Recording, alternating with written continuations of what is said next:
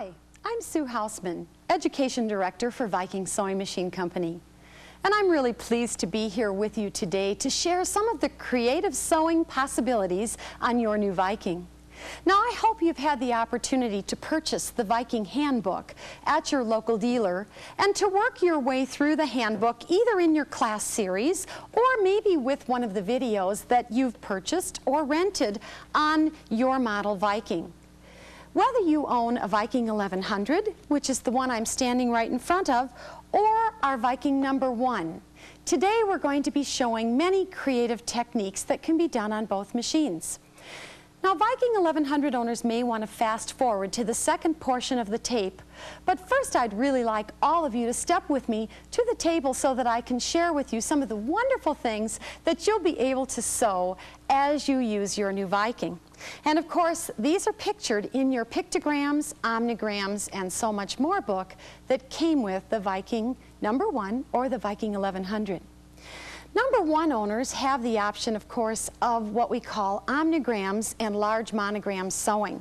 And if you'll look with me on the table, I do have some of the really pretty samples. For example, the large lettering on the Merry Christmas towel and some of the Omnigram vines that have been put together to look like holly. Or maybe you'd rather just create little ornaments, and I've got a few here with some little Omnigrams on them that you can see, a little bow, and then of course finished off into the little round shape. And as long as we're talking about Christmas, let me bring up and share with you the little placemat, which is our large Omnigram scallops combined with those little Omnigram bells and bows. Now, a little quilt, too, might be a fun idea. And here you see, little or big, you could take those Omnigrams and create them for practice, maybe, on little patches and then turn them into a quilt. Well, I know there's more holidays than Christmas. So let's talk a little bit about Easter, and how about some bunnies? And you see here a little Easter bunny blanket. Actually, any child's room might use this at any time.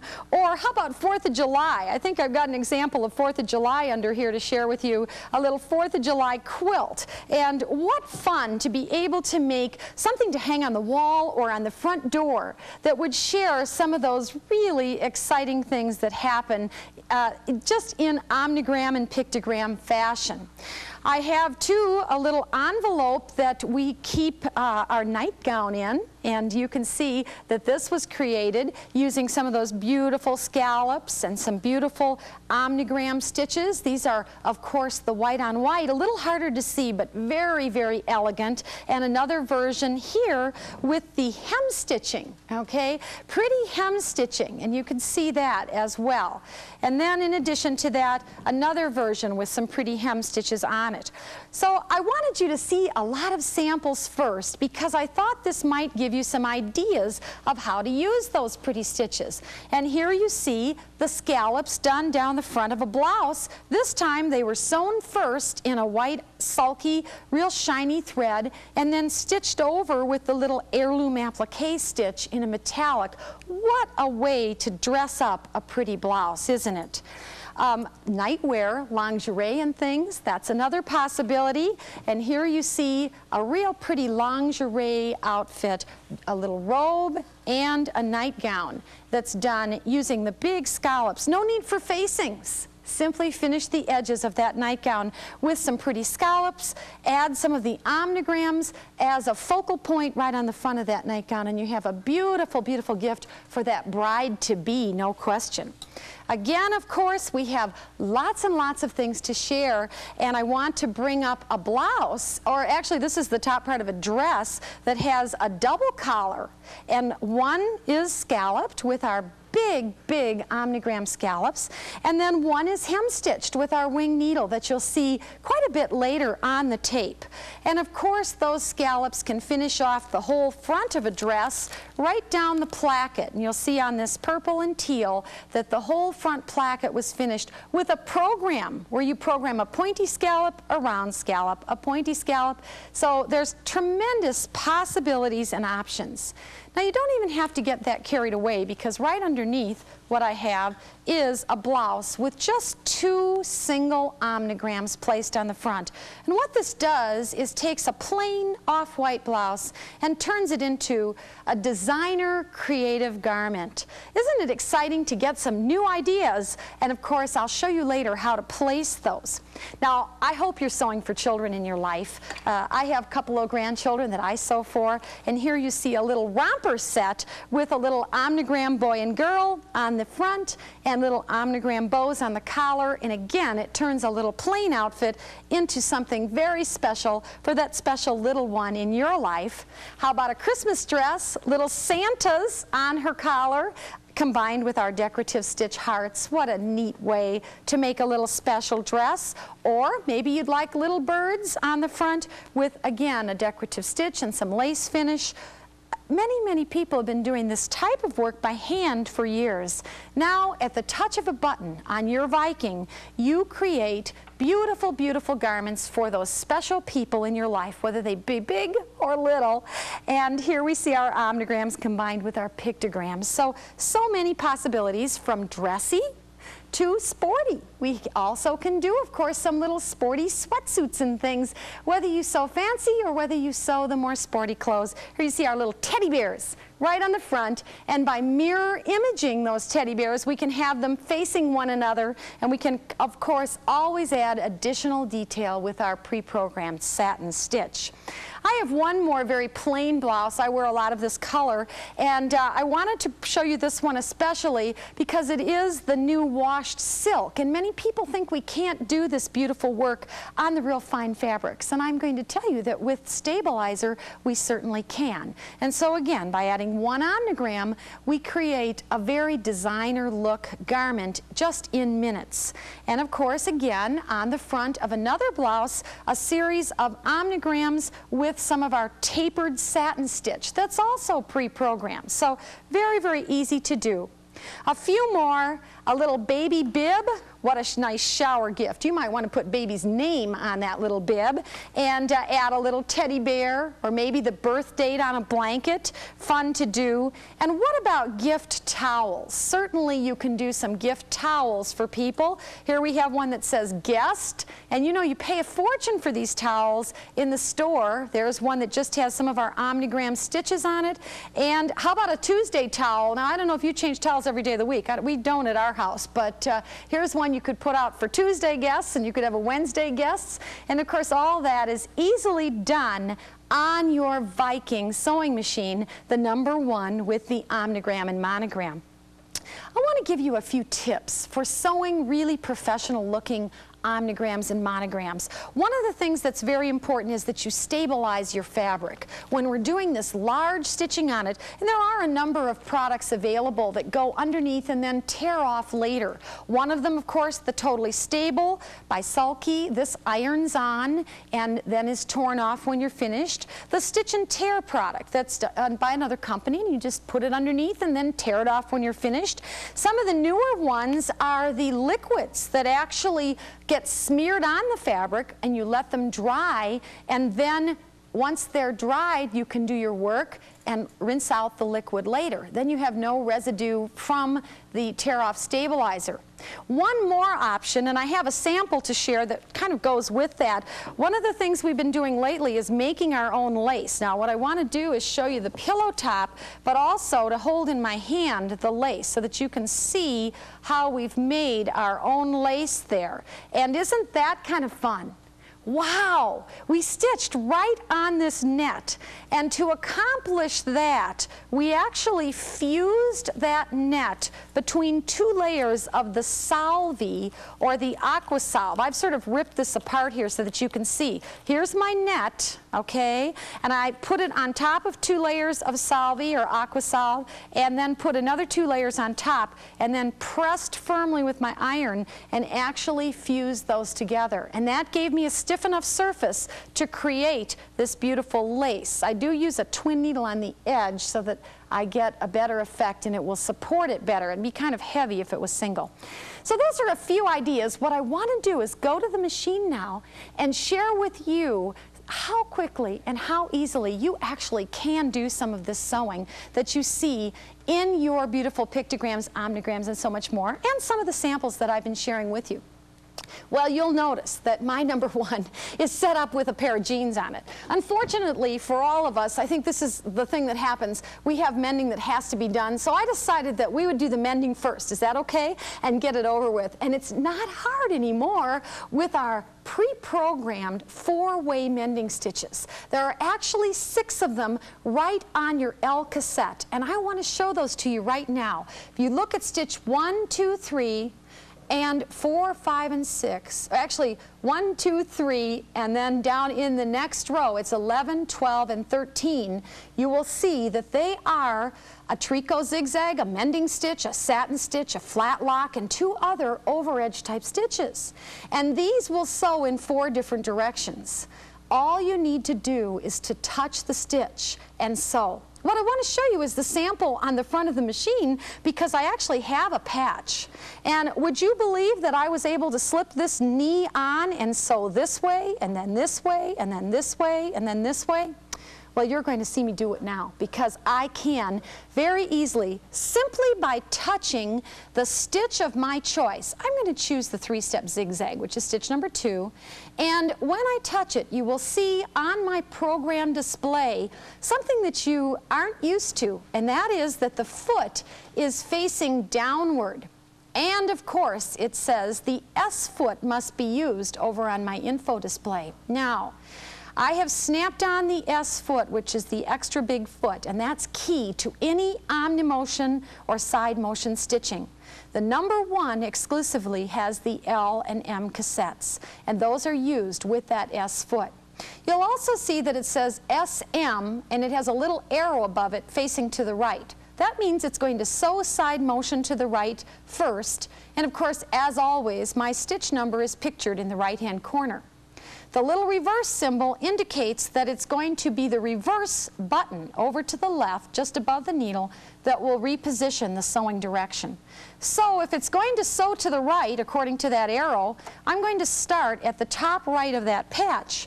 And what I'm going to do is begin sewing, and it's going to stitch then, well, sideways. Now, when you first do this, if you're a little awkward at it, don't get discouraged, I guess would be the word. It takes a little practice to be sewing sideways. It really does. And so you will sew then until you reach the corner of the patch, and then to go downward, simply touch reverse. Now that's right above the needle. I'm going to reach up and just touch it once, and if you check that program display, you'll notice that my arrow now shows downward. And so now when I sew, I'm going to be sewing in a more familiar direction. I'm going to be coming downward to the right-hand corner of my patch. Now once I've reached the right-hand corner, guess what? Of course, it's very simple. I simply touch reverse again, and I don't really need to check my program display, but I want you to be aware that you always know what direction you're sewing, because you'll see that that arrow is going to the left. And so, as we sew now, it's going to be sewing in the left motion, and you believe it now, I think, that I can stitch right around this patch to stitch it in place. It's that easy. Once I get to that left side, I'm sure you have figured out by now, I touch reverse one more time, and the arrow will tell me that I'm sewing upward.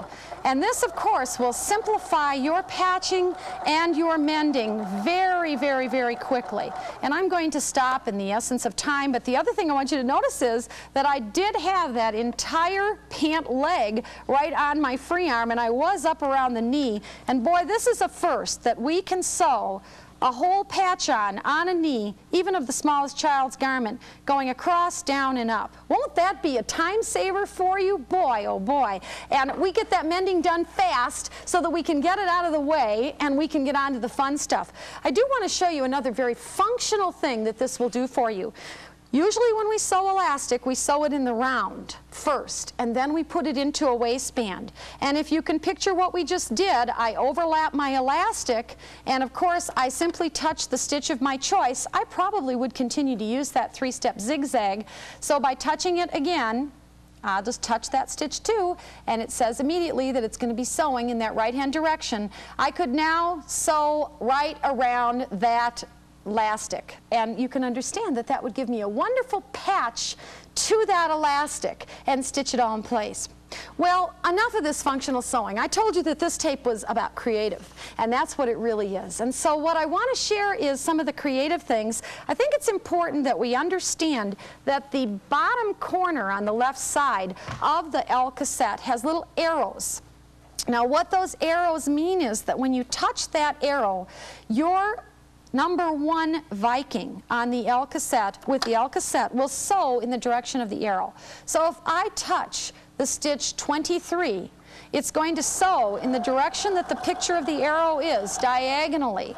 Isn't that incredible? It's going to sew right that way. Now when I touch the other direction or another direction, you can actually create pretty little stitches sewing in any direction on your new Viking #1.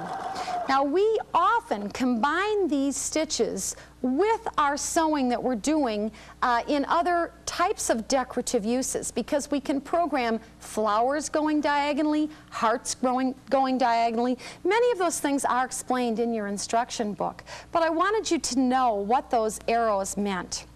But let's move on to some of the really fun and pretty sewing. If you'll notice, the next row, the row 4 we call it, of your L cassette has beautiful scallops, beautiful big scallops. And in the days previous to side motion or omni-motion sewing, we couldn't do those great big scallops. We were more limited. Let me bring up another sample to remind you of what we're talking about with those big scallops. Here is one of those envelope that we call envelope pillows that you can put a pillow form into or put your pajamas into. It's your choice on your bed. And this was simply touching our scallop 14 and sewing around the little flap of this envelope. And then I'd like to bring up another sample, because what I want to share with you on this one is that we have a real pretty table runner, and I won't try to pull it all the way out for you, but actually you'll see that our table runner has kind of a combination of different scallop stitches. And so I'd like you to be able to picture that you can combine the different types of scallops and get some beautiful combinations with a little bit of practice and a little bit of playing. So let's sew some scallops now. I think that would be fun for us. And of course, I remind you that we talked about it earlier, that it's very important that we use a stabilizer under our fabric. And I will share with you that you will have the best result with your Omnigram sewing if you use a quality fabric with as much natural fiber as possible, and it'll always be nicest on the crosswise grain. My S foot is in place. I'm using a quality sulky thread, one of the decorative threads. That's important as well. And I'm now going to simply touch the scallop of my choice. I'm going to touch, I love the pointy one, so I'm going to touch 44. You can choose whatever one you want if you'd like to be working with me. But the amazing thing is now that my scallop is actually moving from the left to the right. The whole machine is moving sideways as I'm sewing. And this is what allows me to have that very big scallop stitch. Now what I usually do to help me go straight, I'll draw a straight line. And so let's touch stop and finish up. You all know that when you touch the stop, that gives you a finished pattern. What I usually do when I start a row of scallops, such as this, I draw a straight line. I do it with a ruler, okay? And then I sew using that line as a reference, okay? Using that line as a reference and allowing it to move from the inside of the right toe over here to the left side and then back to the point where I started. And that will help you sew your scallops straight. Now sometimes you don't want to sew scallops straight, sometimes you want to sew them in the round. If that's the case, or if you want to pivot, utilize that stop button. Let me reach up and touch it one more time, because I want to stop at the end of the next scallop. There we go. We'll end with our needle in by simply tapping the foot control, and if you're going around a curve or if you're pivoting, always do all of that turning at the stop point. In other words, you want to be sure and stop at the stop point, then do your pivoting. If you try to swing around curves or swing around points in a place where you actually are doing something, you know, that you're sewing the satin stitch, it's not going to look as pretty. And so you'll see now that we can create beautiful, beautiful scallops, and that we can turn a corner or do a point by simply stopping. These can be mirror imaged too, so that you can create designs that match one next to the other. You can also program these scallops to make them twice as big, and there's all kinds of potential. Let's program a scallop now. And to simply put the same scallop, L44, into program, I'm going to touch my select function button from normal to program. I'm going to clear out what's in the memory, and I'm going to touch L44 once and enter it. Now you'll notice L44 appears, I'm entering it, okay? And then I'm going to touch L44 again, but this time I'm going to mirror image it side to side. Only the side-to-side mirror image is functional with your large Omnimotion stitches. And the little mirror image symbol appears under L44 to tell me that I've mirror imaged it. Enter.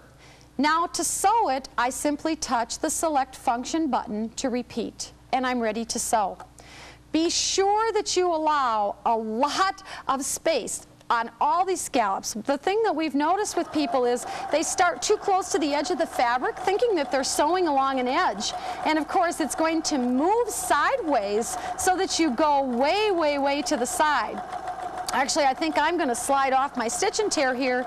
That's the neat thing about stitch and tear. You can always just put another piece under and pick it up and tear it off later. So I would have been off my stitch and tear at this point. One of the great things, of course, about your Viking is that it will always set the tension automatically for you for any of these stitches. And because I'm sitting so far to the side here, it's hard to get my foot on this foot control. But you'll see that I actually am able to sew a really, really wide scallop so that you can see some big, big sideways motion happening. Actually, we can program in very, very wide stitches, and you saw how easily that's done. So let me bring out the scallop now and show you that it's twice as big as the one that we stitched before. Isn't that neat? So you can see some of the potential of the beautiful scallop stitches that we have, whether they be round scallops or pointy scallops or wavy scallops. They're all right there for you on your Viking #1. Okay, now I've got a few other samples to share with you because we're going to talk next about row 5. So let's look at row 5 first, because I would like to share that row 5 is what we call the flowers and the vines. And they sew continuously unless you touch stop. So what I'd like to point out to you there is if I wanted only one of these flowers, I would touch the flower and then touch stop. And that would give me one flower. Now I have some samples that picture that. I'm going to bring those up for you into my lap, and you'll get an opportunity to look at some of those. So here you'll see two little scallops and two little designs that I've done. Whoops, we've got some scallops around the neck, but this particular one is your stitch number 35, and I've done stitch 35 twice, once in the normal as you touch it, and once mirror imaged. And by the way, this would have been done with, of course, variegated thread. I certainly didn't change thread each time I did it, all right? Now, in addition to that, any of these stitches can be done one after another. And I have another blouse with some of them down the front, and you'll see that on this blouse, we've done stitch number, this is 45, and it's one after another, simply mirror image down the front of that blouse. And of course, there you see the entre-deux stitch right along the sides, our D7 stitch as well.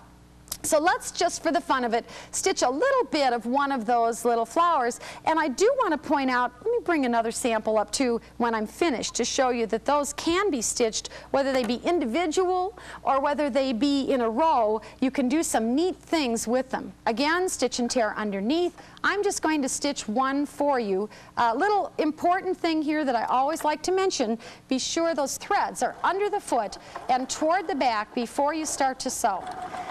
Now, because I've touched the stitch, L25, and then I've also touched stop, what this means is that I'm going to get one pattern repeat. In other words, I'm not going to get a whole row of leaves. However, if I had touched just the stitch, it would stitch a whole row of them. So you have the option of a single pattern or of rows of the leaves and vines, and they sure can make some pretty designs to put on your dresses and things and to decorate up blouses or table linens. And that's what I'm going to share with you in just a minute, some of the pretty table linen possibilities. So let's pull that one out and give you a little look at it, okay? But what I really want to show you is some of the things that we can do with this single stitch. So if you'll follow with me, I'm going to bring over our Shadow Omnigram table runner. And this actually is the same stitch that I just sewed. You can see it's the two leaves, but you'll notice that they were started over and over again to form the poinsettia and then to form the leaf. And there's a little trick here. Let me turn it over for you to see that actually this is a see-through fabric, and they were sewn over a bright red fabric and a bright green fabric with some stabilizer. What you're seeing is the back of the stitch and tear stabilizer under there, and then trimmed up. And some little gold little pieces of flower were added with metallic thread. Isn't that fun? One other thing I'd like you to notice on this table runner is the scallop. And you'll notice, or scallop, you know, some people say, is it was done with twin needle. And one needle had metallic thread in it, and one needle had the sulky white rayon. So there's all kinds of possibilities. And I've got a couple other samples that I'd like to bring up and share with you that show that same idea of this stitch that we just sewed. Here you see it placed, actually the fabric itself was a real pretty pattern that had a kind of a diamond effect, and then we've added the little designs in between. This is actually in our Art of Sewing 3 magazine, which is home dec based. And then of course some more table runner type things that you can do with rows of pretty stitches. And here you see one of the other flower and viney type stitches sewed, combining it with some side motion and adding some pictogram leaves and some cross stitch borders. I mean, the possibilities are truly endless. But what we're going to do now is go on to the Omnigram portion of your L cassette. So if you'll look with me now at the L cassette, you will see that we have a number of individual stitches in rows 6, 7, 8, and 9. We have teddy bears, we have bunnies, we have sewing machine, of course, a Viking sewing machine, of course. And all we need to do to sew those is to touch, for example, the teddy bear. And it will only sew one. And let's take a little bit of a look at what he would look like. And I've got him on a little shirt here that I did for my little grandson. And what I love to share with you is that you could purchase a little shirt and add a little teddy bear, and you'd have something really special that you've created for that little child in your life, and make him think of him, you think that you just adore him, which I'm sure you do. And another one that I did for myself, a plain white t-shirt that I simply took the pocket, and I actually made this t-shirt, but you could buy a t-shirt and add the pocket or just add the little anchor. That's the Omnigram. Of course, the anchor is stitch number L27, and one touch gives it to you. And then one more I'll share is our little Shadow Omnigram bow, and this, similar to the poinsettia, there's blue fabric and kind of a sheer fabric white over it. Stitch that Omnigram bow and then trim up behind it, and you have a really pretty little bow that you can put on a t-shirt and make it something very special. Let's stitch my favorite Omnigram now. You can probably guess which one that is, just so we have an Omnigram stitched, but I'm sure you've had a good time stitching those Omnigrams. I'm going to touch my favorite, and that's of course L47, the little sewing machine, Viking sewing machine. Actually, what I do is take my lettering from the B cassette and add the word Viking to it usually. And you'll notice, of course, that side motion. Now, I always like to remind you that when you first start sewing these, you may have a little bit of a problem because you're going to wonder if you can sew them straight. Now let's talk just a little bit about that. And so what I'm going to do is start over on my sewing machine and give you my sewing straight tip, because I know you probably have purchased or have gotten a set of templates, and this you can place and mark with your pictogram pen that comes with the machine, the placement. In fact, if I were doing this on my blouse, I would hold the template right up to my blouse and be sure I put it in a good spot, not a bad spot, and then mark the starting point. But it's also important to mark this vertical line that's drawn through these pictogram, or these Omnigram designs, because that needs to be kept straight as you're sewing.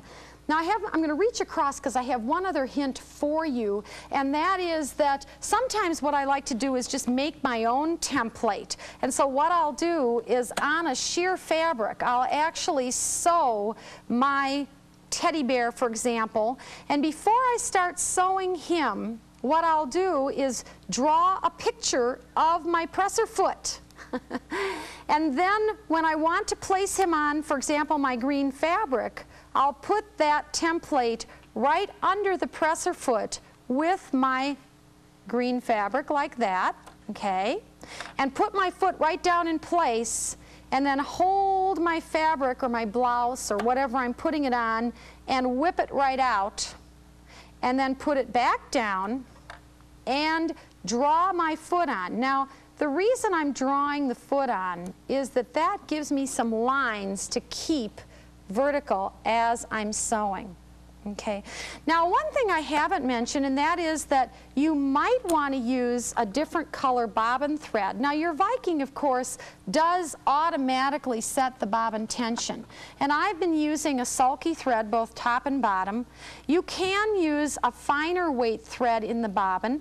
Anytime you might see your bobbin thread peeking up, in that case, just reduce your top thread tension slightly. Of course, what's wonderful about our beautiful Viking is that we know we don't have to bring up the bobbin thread. So I'm touching my sewing machine again, and now I'm beginning to sew, and because I had those little lines drawn along my foot, you'll see that as I'm sewing that sewing machine, I'm going to keep the vertical lines parallel to the foot, and I'm going to keep any horizontal lines in front of the foot, and that will help me sew my design straight so that my lines and my ends of my design match up. And you'll see now we're coming across the top of our little sewing machine, and then we're going to sew the little hand wheel and down the bottom. Now remember, this purple marking is going to disappear. Just don't press over it, okay? Just don't iron over it before it does disappear. You might want to spray it out. But there you see our little sewing machine that we've stitched. Now, lots of people ask me, what are the L and the S on the L cassette? They're over in the last row of your L cassette. And so I want to explain that if you find that your Omnigram, for example, your sewing machine, doesn't end up just right, doesn't end up meeting, there are little arrows with the S and the L, and if the finishing point of that sewing machine needed to come down, we would touch L with the arrow going down. There actually are a number of positioning stitches that will help adjust it. So practice first on a scrap. If that finishing point needed to go up, press the L up, and of course side to the left or side to the right on the finishing point of the Omnigram. You can consult your instruction book or your Viking Owner's Handbook for additional information on that. In most cases, you'll find you won't have to be doing any balancing of any kind on those Omnigrams. But isn't it fun to be able to stitch all those beautiful little designs and create lots of creative garments and crafts and things for your home? In fact, I have a couple of other samples, and I'm going to talk about the M cassette before we close today, because it certainly is a fun one to use. And so if you'll bear with me, I'm going to reach right across and show you, I mentioned home deck, how about a pretty little runner actually for our home deck situation. And in this case we would use this for the use on the curtains. Okay, now if I can locate the M cassette, which is right over here, we're going to then take and slip out our L and slip in our M. And I want to just review this. I see so many people struggling with cassettes. You simply push them to the left and pull them out, and that's easy. Set them in place and push them to the left and put the right end in. It's that easy to do. And now we have this pretty design that you see on my little curtain tie back. It's right down there in the bottom. So there are some additional pretty Omnigrams on your M cassette. But how about a fun shower gift? Why not think about maybe giving his and hers pillowcases? Wouldn't that be a good one? And you could maybe personalize them. You could put anything you'd like on the lettering, or make a pretty welcome little hoop design using those M large uppercase letters and some pretty pictograms and pretty vines. Why, the creative possibilities are really endless. Now, how do we go about programming a name with our M cassette? Well, it's very, very simple. And here again, we simply put ourselves into the program mode. Now, actually, I should tell you first that on my little pocket square that I have here, that's not quite peeking out, I have an H for my last name. And to do an H, as I have on the pocket square, I simply touched the H and sewed. That was all it took. I didn't have to do any kind of programming at all for that uppercase H. But most of the time I think you'll be programming, and you can actually program up to 567 different letters. I've never used that many myself. But first thing, of course, is to again touch the select function button and move it from the normal mode to the program mode.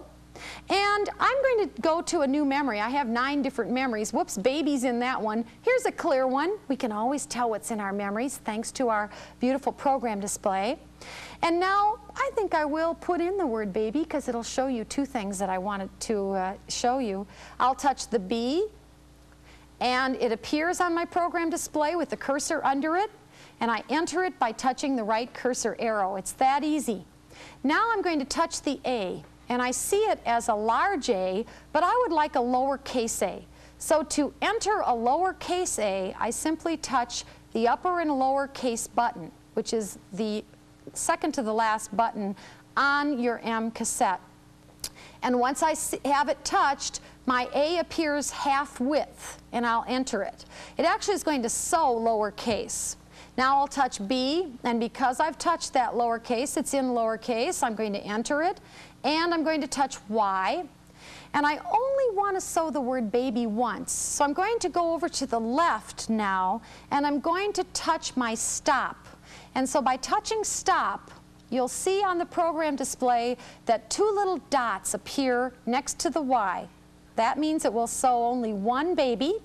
I'll enter that, and then I will touch select function to repeat. Now I'm ready to sew. There's one thing I want to be sure and point out, and that is that on my M cassette, you'll see that there is an S as it appears in the alphabet, Q, R, S. This is a European S. It's a rather unusual style, something we're not used to. Down on the bottom row is an S that's more like we're used to. So you actually have 2 S options. You have, of course, a dash, and you have a period, and you have a space. And of course you have numbers 1 through 0, which allow you to do any numbering for dates and labeling on quilts. So the possibilities are really great. All right, let's go now and sew the word baby. Obviously we want to be sure and have that stabilizer underneath, and we're ready to sew, and you'll see that we just start right off. But here's the thing that nobody's ever used to. It sews out to the right side of the foot. Now here again, people have trouble going straight with the side motion because they're not used to it. So if you draw those lines every once in a while alongside the foot, as you sew the word baby, you'll see your lines will come out and then they'll go back under the foot, but you can keep those parallel to the edge of the foot, and that will help you greatly to sew a nice straight word. And again, I would just remind you that some of that just takes a little practice because sewing sideways is not something that we're used to doing. Now the wonderful thing about your Viking, of course, is that you can program all these letters in series, and that of course you can program upper and lower case. But now that we're at the small case B, I want you to take a close look at it because you'll see that it swings right up there to the top of the line. But what's going to happen now with the Y, our Viking is smart enough to bring that Y right down below the line. Why, it sews just as if you were writing it.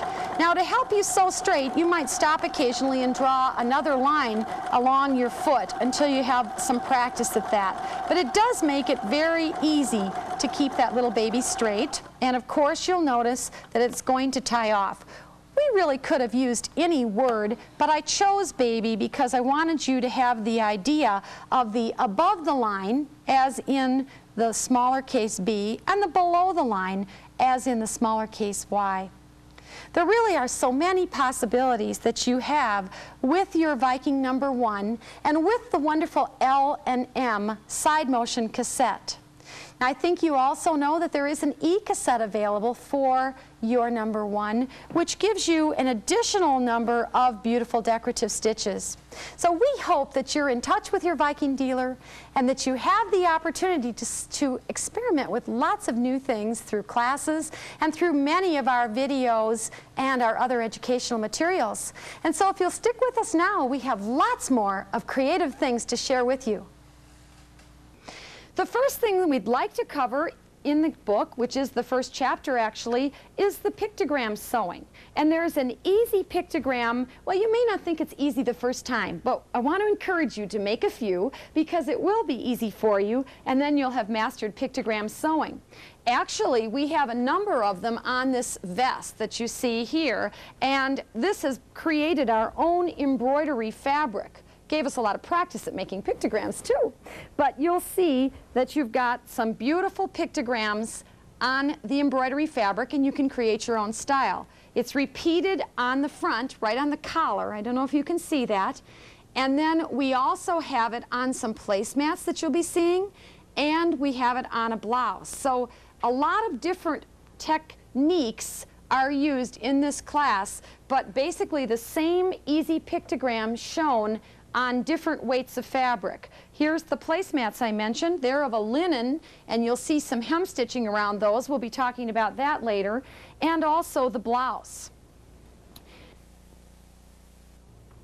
Now, one of the things that people ask me all the time is, how did you transfer the design to your garment or to your piece of fabric? Well, a little hint I will tell you is that when I started pictogramming, I usually worked first on a yoke or a pocket. Then if I didn't like the first yoke I made, I could make another one. Or if I wasn't happy with the pictogram on the pocket, I could do another pictogram pocket. But today we're going to talk about transferring to different types of fabric and colors of fabric. I've made a master pattern by tracing the pattern in my book onto a piece of paper, or in this case some stitch and tear. And I'm going to take that and lay the fabric that I will be doing the pictogram on right over the pattern. Now, you received a pictogram pen with your new machine, and I hope you've had a chance to work with that. It writes in purple. Don't write checks with this, by the way, because it disappears in 12 to 24 hours. But the important thing is that you just outline the shapes you'll be doing. With pictograms, because they're computer embroidery, you don't have to do all the lines. If you just give yourself an indication of the direction you'll be sewing, that's really plenty. Now hurry up and do this in humid weather because it's going to start disappearing. There is a marker called the Wonder Marker that lasts a little bit longer. It's actually turquoise blue in color. Both of these, however, will be set by heat or soap. So use a little bit of caution Don't iron over them while they're dark, and don't throw them in the wash to remove them, because that actually has been known to set them. Now, there are other times that you want to draw through a fabric you can't see through. Most light to medium colors can be seen through if you hold them up to a window. Use it as a light box, during the day of course, when the sun is coming through. Or you can use a glass top table with a bedroom light underneath it. Or perhaps you're fortunate enough to have a light box at your disposal at work or something. But a very dark, thick fabric, like a denim or a sweater, you absolutely can't trace through. And so we recommend you use a product called Aquasolve or Solvi. It's a very strange thing. It's kind of like plastic, but it actually dissolves in water. And just cut a piece the size you need, and then lay it on your pattern and trace it with permanent marker, by the way. Don't do it with a water-soluble marker, or when you spray it, the marker runs, ask all over. And then we would tape that design with Scotch tape onto the top of our fabric to be pictogrammed. We actually do our work right through the Solvi or Aquasolve, and then when we're finished, tear the excess away and spray it with a little cold water, or put it in water and it'll disappear. It's a great product for transferring designs. Okay, we're about ready to go to the machine. One or two other things I'd like to mention. You'll get beautiful pictograms utilizing a beautiful decorative thread. Here I'm using these sulky threads, which are a rayon, and they produce a very, very pretty effect. And one of the very important things that people sometimes forget is to stabilize underneath their sewing for all decorative work with either paper, or better yet, stitch and tear. Paper actually dulls your needle, and it does add kind of a residue. Stitch and tear is available by the package or by the yard, and you simply cut it up into the size pieces you need. So I have my fabric here ready to go, and I have my stabilizer, some stitch and tear underneath, and we're ready to go to the machine. So let's get started doing a pictogram, and we'll create it together. Now, we're assuming that you've done some programming in your basic lesson series, but just to review it right now, let's program this first flower together. The first step in programming a pictogram is to bring the select function to the program mode, P-R-O-G. Right here you'll see it in your info display. Then find an empty memory by advancing the memory numbers. Actually, I'm going to just clear the memory that we're on simply by touching CLR. Now you'll see my cursor in an empty memory program display, so we're ready to program. To do the first portion of this flower, enter D48. That's simple. Just touch D48. You'll see it appear, but we want to flip it over end to end. So we'll touch the end-to-end mirror image, and watch your program display. You'll see it flip right over. Now we enter it into memory by touching the right cursor arrow. That actually moves the cursor to show us that we're ready to receive the next different satin element. And the next one's going to be D48 again. So we touch D48. We don't change its position. We have it entered now simply by touching stop and repeat. That's our entire program for the flower. You're going to see that we'll repeat it 4 times. At this point, consult your info display for any information you need to know to sew. The one thing that I always check for sure is, what foot should I be using? It says B. In this case, I'm using the B transparent foot. Now, in your accessory tray, you'll see you store your different feet, and I want to point out to you that there actually are 2 different B feet.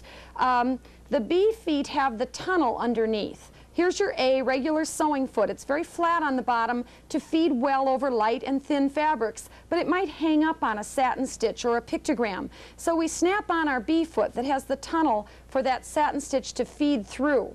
I prefer the transparent foot for most pictogramming because that gives me more vision. So I'm going to snap that on right now. Aren't those snap-on feet great? And I'm putting these back in their garages so I'll know where they are.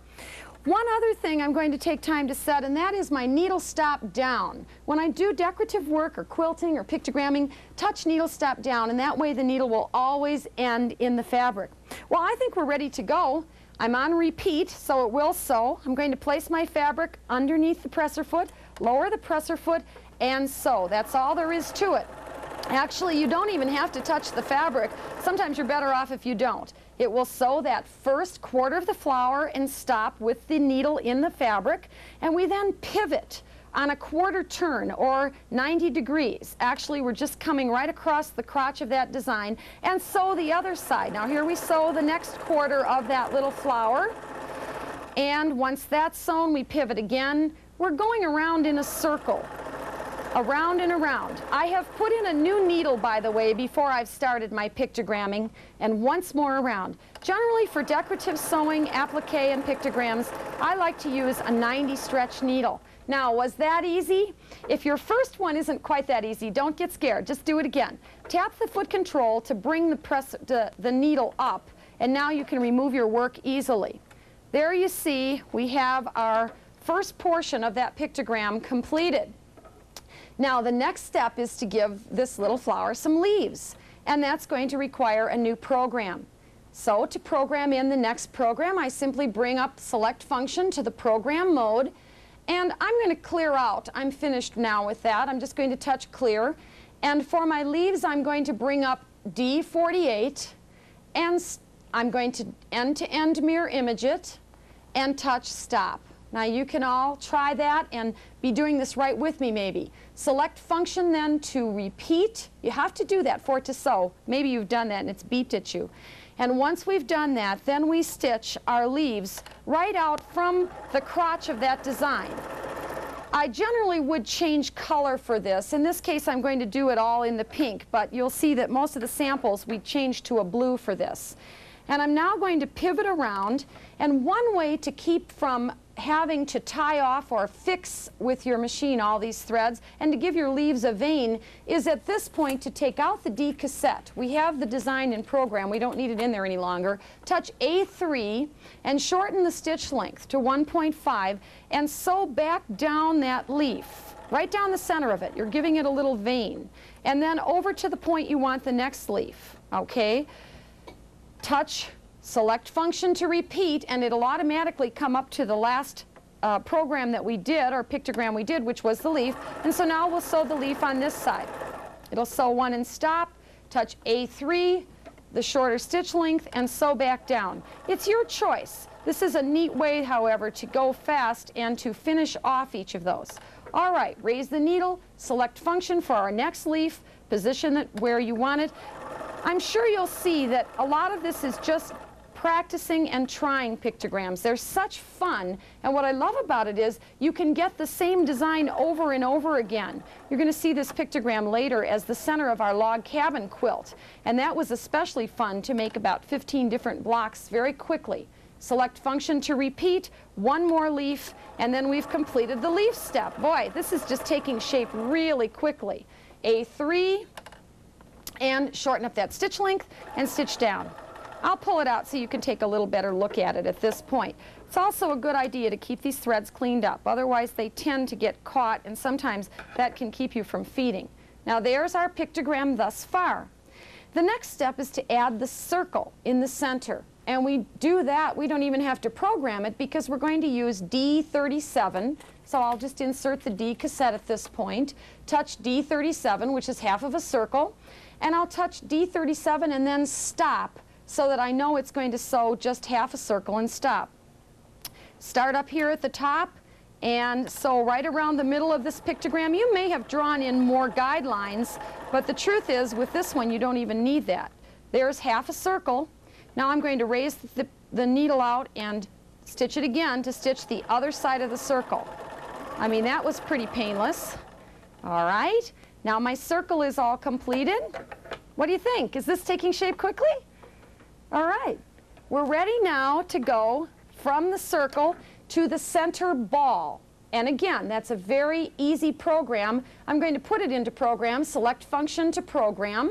All right, P-R-O-G, clear out my leaf that's in there by touching clear, and then I'll touch D35, which is half the ball. Now the great thing is you can actually see your pictogram appearing in your program display, so you know that you've got it right. I touch D35, I enter it by touching the right cursor arrow, I touch D35 again. Now that doesn't look like a ball. I need to flip-flop that or end-to-end mirror image it. There we have it, and I'm going to touch stop so that I get a single ball. Now, I happen to know that if you elongate this just a little bit, it'll fill that center hole better. So let's touch elongation, plus once and we get a 4. It says we're doing D35 and we've elongated it to 4.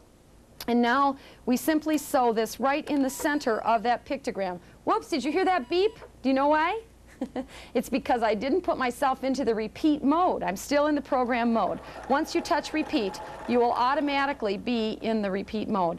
Now, that was really quick, wasn't it? I hope you all tried it right with me and had the opportunity to stitch maybe your first pictogram design and run right now and get a blouse and add it to the collar to make yours look really pretty. I've got it here in the multicolors so you can get the feel for it, but the truth is the white on white or pink on pink would also be very pretty. I hope you want to go and try this pictogram, but if this one isn't to your liking, I have several more to share with you. So let's go back over to the table right now, and I'm going to show you this little girl's dress, okay? Because this is a fun one. And you'll see that it's the next page in your Pictogram and So Much More book. And I think you'll enjoy the fact that this has 3 beautiful flowers on it with lots of embellishment and the leaves, and the programs are all given in your book so that you can stitch this little dress very quickly at home simply by cut your collar out, mark it, reinforce it with stitch and tear underneath, and then begin sewing. One little hint, always finish a pictogram. 2 reasons. Number 1, you need the practice. But number 2, I find that halfway through, sometimes I think, oh, this isn't coming out right, I really don't like it. But you don't know until you finish it. When you have all the colors in and all the design pieces and all the elements put together, it generally looks totally different. So be sure you finish them, especially those in the beginning. And you may want to create a collar like this on a dress of your own, or wouldn't this be pretty on placemats too? Very, very pretty design. The next pictogram design in our book is actually shown here on this green jacket.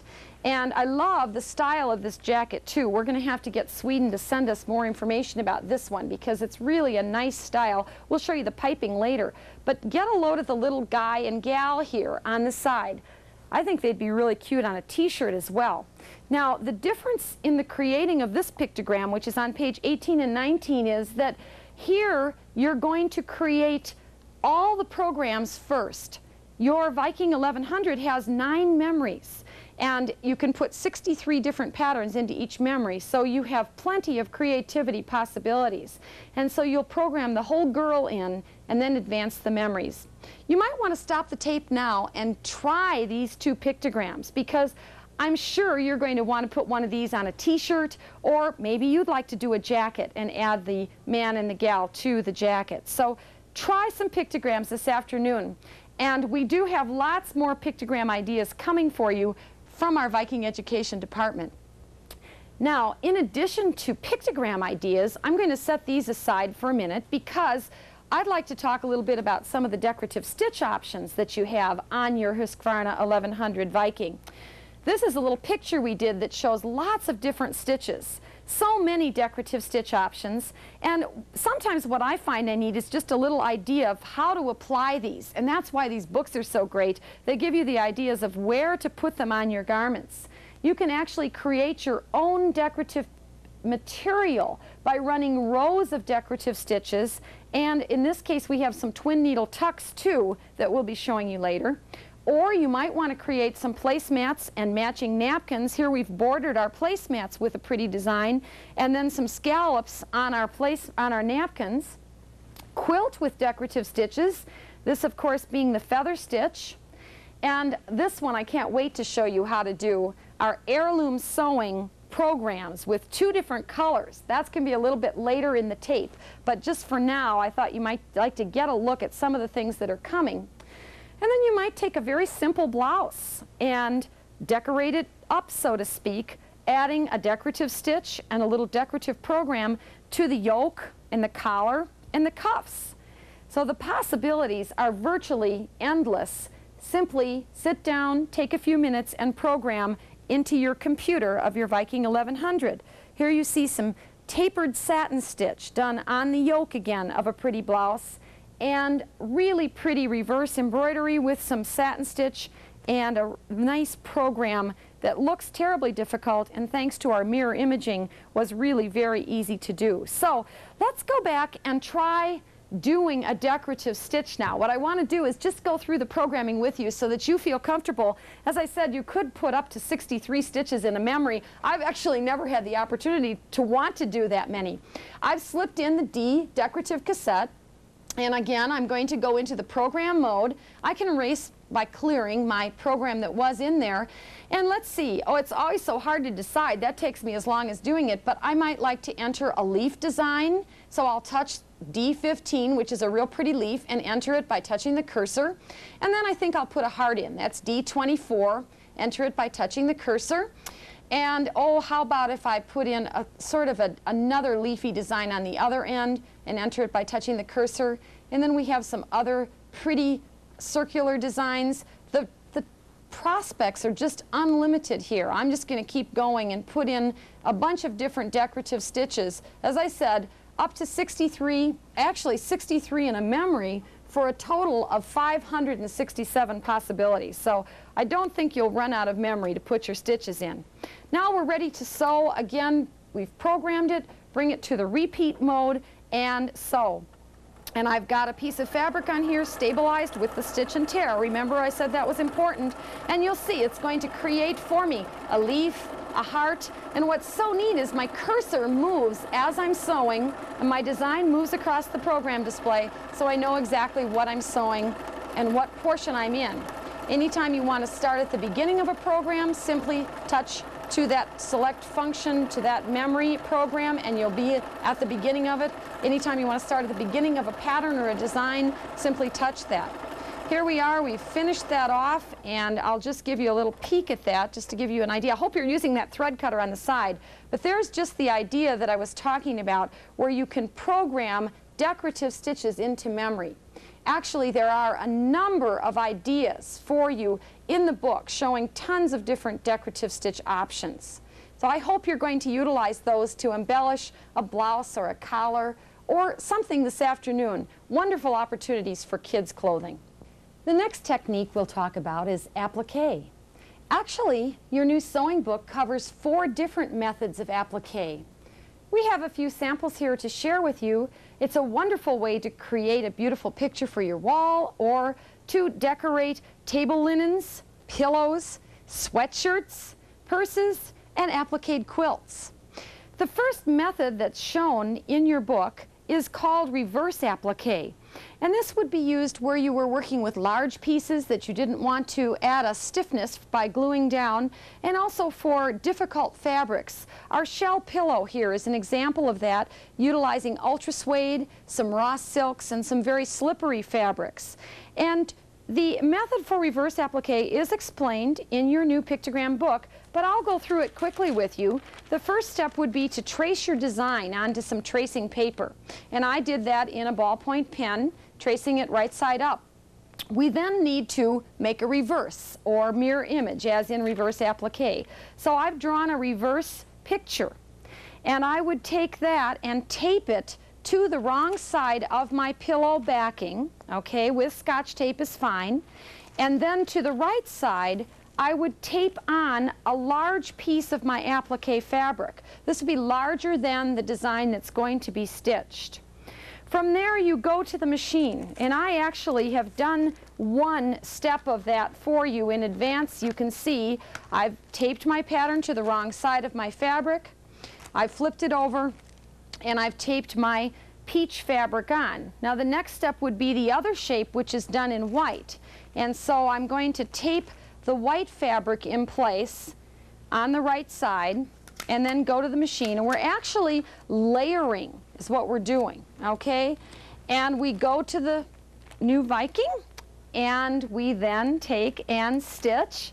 And we're going to touch A12, which of course is our little zigzag.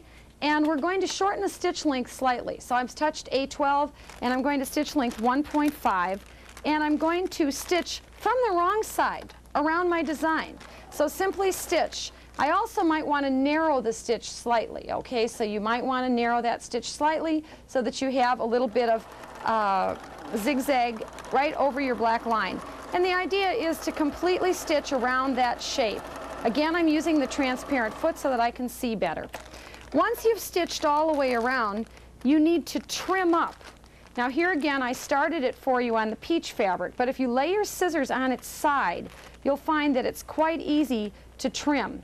And there is a special scissors available. It's called a duck-billed applique scissors. You can see it's automatically angled, and it gives you a really good trimming surface and has a special angled blade so that you don't cut into the fabric. This is easier to do too when you're flat on a table, but just to give you the idea, I'll just trim a little bit of it. Once you have put all of your pieces down, you're ready then to do your satin stitch around them. And applique is done utilizing a close together satin stitch. Now the neat thing about our new Viking Husqvarna 1100 is that it has pre-programmed automatic applique. Stitch A 14, 15, 16, and actually 17 are all applique stitches. Put stitch and tear underneath anything you're going to be satin stitching. And remember, this is to stabilize the fabric. And then touch the desired width. Now this is a pretty large piece, so I believe I'll touch A15. For your smaller applique pieces, use a narrower width. For your larger, use a larger. And now we would stitch completely around our applique utilizing this satin stitch. What's so great is we don't even have to think about tension. That's taken care of automatically for us. When you get to an inside corner like this, stop with the needle on the inside, pivot and come around. Here again, you may want to utilize that needle down because that'll save you some effort, because when you, at any point you stop, the needle will automatically end down. And then satin stitch all the way around your shapes to finish your applique. The new Viking 1100 does wonderful applique. You'll see here an example of its beautiful satin stitch. Obviously we would match the thread if we were doing this in real life. One thing I didn't mention earlier is the minute you've finished doing your decorative work, then you would tear off your stitch and tear. It just tears away very easily. And of course in this case with our reverse applique, we'd also remove the paper. So we have a double stabilizer there. That's the reverse applique method. While we're at the machine, I might take just a minute to show you the tapered stitch. I mentioned that we have 3 widths of pre-programmed satin stitch, and that's a tremendous time saver, but we also have a pre-programmed taper stitch, A17. Begin sewing after touching A17. It will start with a taper and taper out from the taper. It's that easy. However, some people say, well, what if I'm doing monograms and want to start in the middle of the taper? No problem. Simply touch A17, touch your reverse once, and it starts at the bar. The cursor will actually move.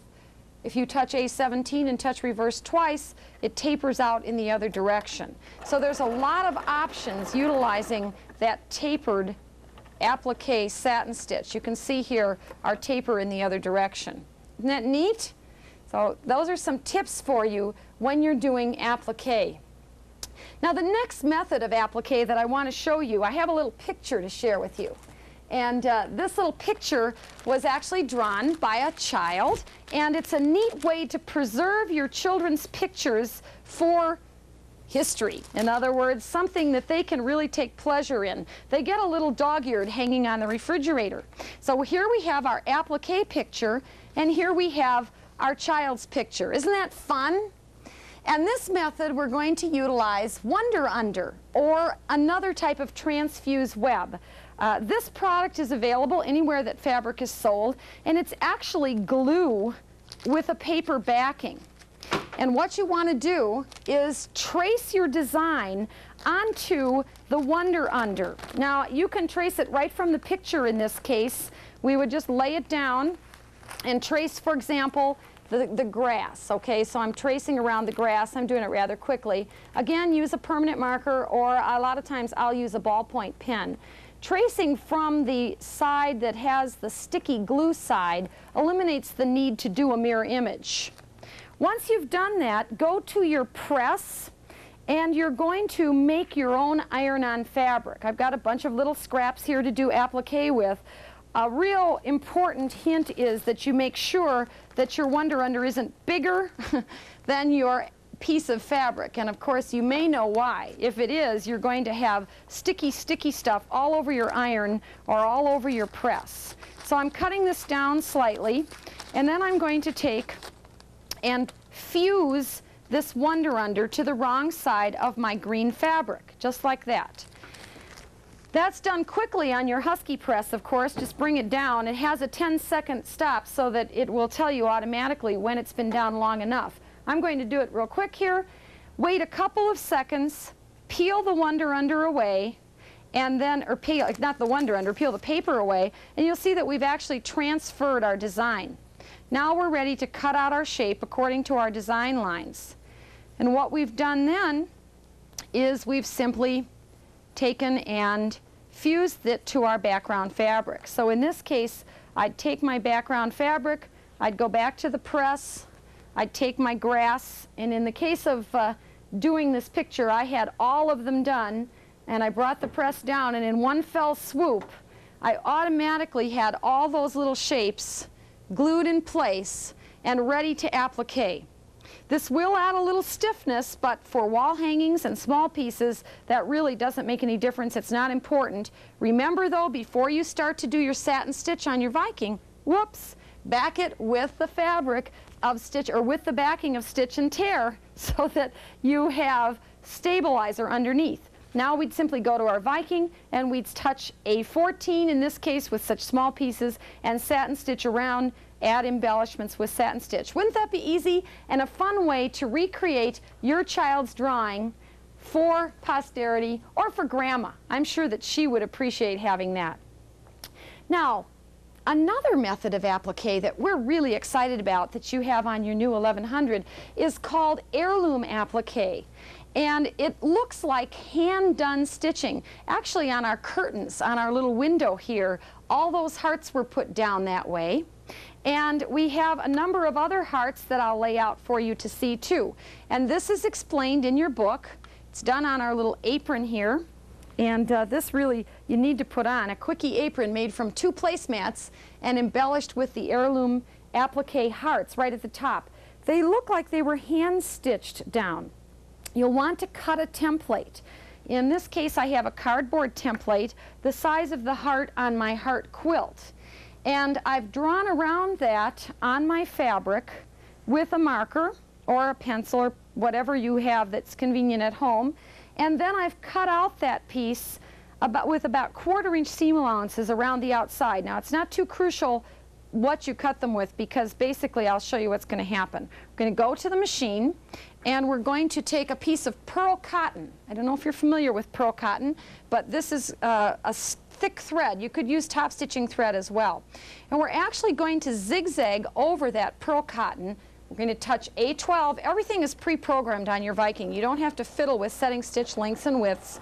And we're going to zigzag right over that pearl cotton. Now, you'll want to use either your A foot, your B foot, or better yet, the narrow braiding foot, which is an accessory, has a little hook on it that allows you to stitch right over that pearl cotton, because you don't want to catch it. You're going to need to draw this up. I would be stitching all the way around, and then I'd draw that pearl cotton up slightly, and that causes those edges to turn right under. Isn't that amazing? So to make my little hearts turn under, in this case, of course, because we're going to be appliquing off the edge with a stitch that doesn't finish, we're going to make those hearts turn under. And I have an example over here of some that have already been done. We put our template in the heart itself, draw it up slightly, and then pull on your pearl cotton. The next step is to glue stick it to the background fabric. I don't know if you've worked much with glue stick. Just a little hint, if you have a hot heart, so to speak, and you take that glue stick and you dab it right on there, the heat makes it stick better. And then we'll stick our heart in place on our background fabric. And once more, if you do press it, that'll help it stick even better. I have glued 2 of them on there, so we're ready to go. I didn't tell you what stitch to use for this, but that's what I want to tell you now. Many times I do stabilize this with stitch and tear. You can see, depending on the weight of your background fabric, touch A36. It's a great stitch. It looks like a little straight stitch that has a little zigzag jumping over every few stitches, and that's exactly what it is. And the idea is to stitch with the straight stitch on the outside of the heart, and the zigzag stitch, it's actually a straight zigzag, which is what makes it so nice, jumping over on the heart itself. You may want to do this after you have completed putting your quilt together, because the truth is, in most cases, you would want this to be part of the quilting step. But this gives you a look at the way the stitch will actually put your heart down and give you a very, very hand-finished look. Isn't that fun? I hope you'll all try that. It's wonderful for bindings and things too. And you'll see here on the burgundy quilt backing, we have actually quilted right through the quilt. So it was part of the quilting process to put the quilt hearts down. So that's kind of fun. The next actual applique or shadow quilting technique is a similar idea to what we just did. We're going to utilize that A36, and in this case we're creating this beautiful little evening bag. Let me let you take a look at that very, very quickly. It's a silk evening bag with what we call shadow applique, or shadow quilting sometimes people call it. And we've cut our basic piece of fabric to be that applique piece, and then we've wonder-undered those pieces in place. Now, when you're doing shadow work, you may want a little darker colored fabric because it's going to be transfused, so to speak, or covered with a sheer. Because the next step is to put a sheer fabric right over your applique pieces, and in many cases, you may want to put a batting underneath. That gives it more of a quilted effect. So you've got these 3 layers that you'll be going to your machine with. We have our batting, and our purse itself with our applique pieces wonder-undered on, and then our sheer piece. Now, I took the liberty and got one started here for you, and you can see that I've got it all stitched together, and I've actually done some of that shadow quilting that you just saw me doing with a little bit narrower length, and here's a close look at it. So we simply went and stitched right around those pieces through all of these layers. Now, many times people ask me, how do you put a quilt together, or how do you put something like this together? What I do, it's like doing a big bed quilt, and there's a method called enveloping the quilt together. Take the quilt top, or the purse in this case, and take the quilt back, or the purse lining in this case, put them right sides together, and then simply sew all the way around and turn it right side out through a little hole that you've left. And that gives you a finished flat piece. Bring up the purse bottom, and we've used one of our quilting stitches, A33, to put this together. Actually, first we quilted part of the purse with it as well. Isn't that neat? You may wonder how we always started at this exact point. Every time you begin quilting a row, touch A33, and it will always start at the same point. What do you think? Would you like to make a little purse like this afternoon?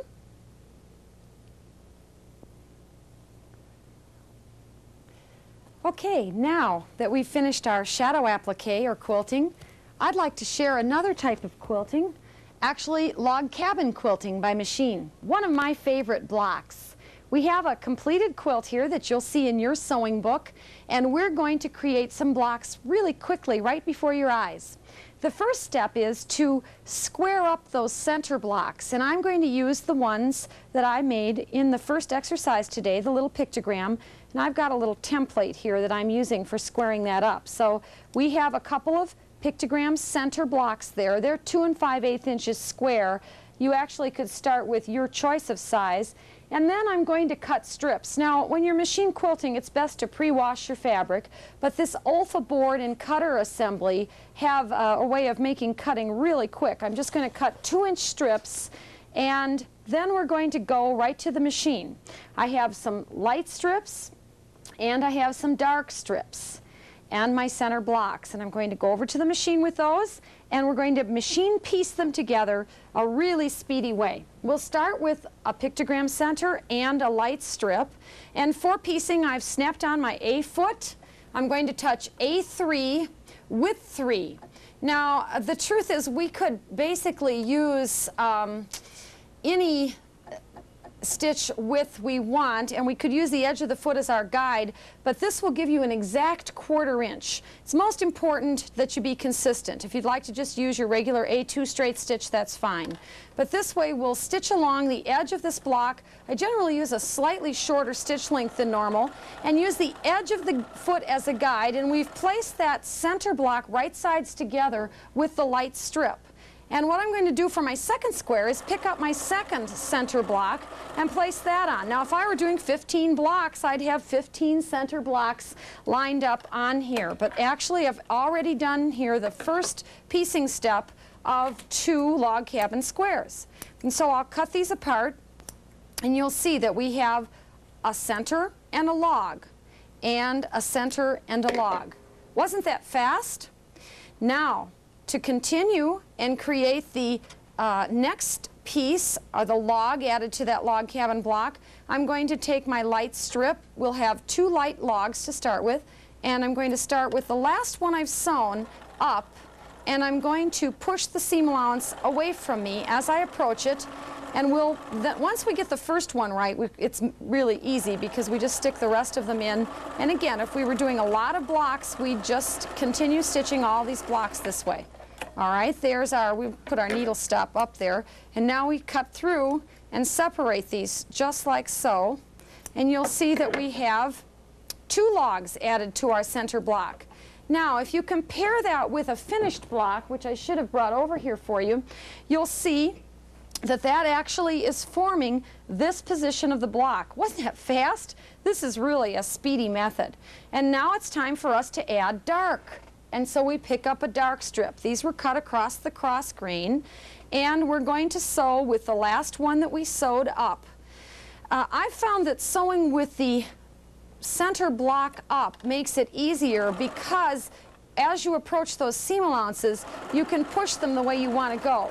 Otherwise, you have to stop in the middle, and every time you've sewn, you have to press. And so this is pretty fast, and then I just press at the end when I'm all done.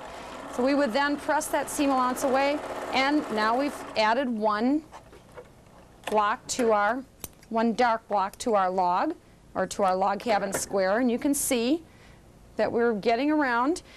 And we'll add one more, and then I think you're going to be able to visualize that we just keep sewing around and around. A lot of times when I'm doing this, I have somebody sit across from me at the machine and snip them apart as I'm sewing. And then it goes really fast because you can just concentrate on sewing and they pile them up next to you. As you approach the first seam allowance, push it away from you, and the second one, push it toward you. That will get your blocks laying nice and flat in the end, because all those seam allowances will press really flat.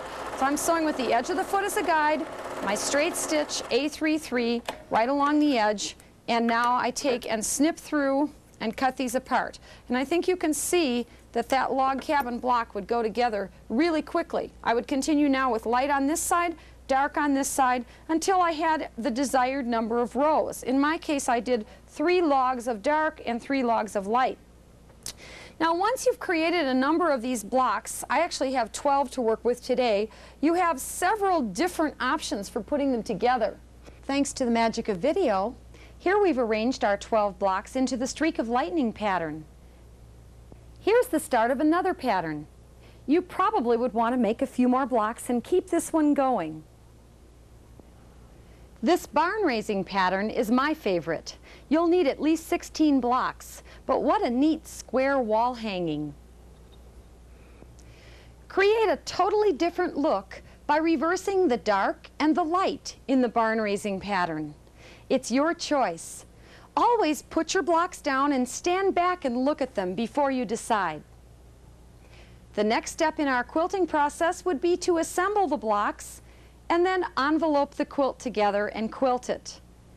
This goes really fast. Now we'd like to talk about several machine smocking techniques, and I have a number of samples to share with you. This little girl's dress has a machine smocked yoke. You would always sure up the fabric first and then cut the yoke shape so that you get the right size. We have a pillow here too that has a smocked effect across the front of it, and both of these were created by smocking or shirring over pearl cotton. This is available at craft and sewing stores, and I'm going to use my buttonhole foot. There's a little finger at the back of the buttonhole foot that will actually be looping that pearl cotton over. If you've done corded buttonholes, you know what I mean. So I'm going to snap on my buttonhole foot, okay, and then I'm going to take the pearl cotton, and it's got to be twice as long as the area I'm going to be shirring or smocking. and I'm going to loop that over the finger at the back of the foot. I've already drawn some straight lines on the right side of my fabric so that I hopefully can sew some nice straight smocking. All right, the next step would be to select a stitch. This is usually done with a decorative stitch, and I'm going to choose D21, and I'm going to elongate it to 4. And you could even elongate it more if you like. I'm going to lengthen it slightly too, and that would be up to you. I would always experiment with this technique on some scraps of fabric before you start.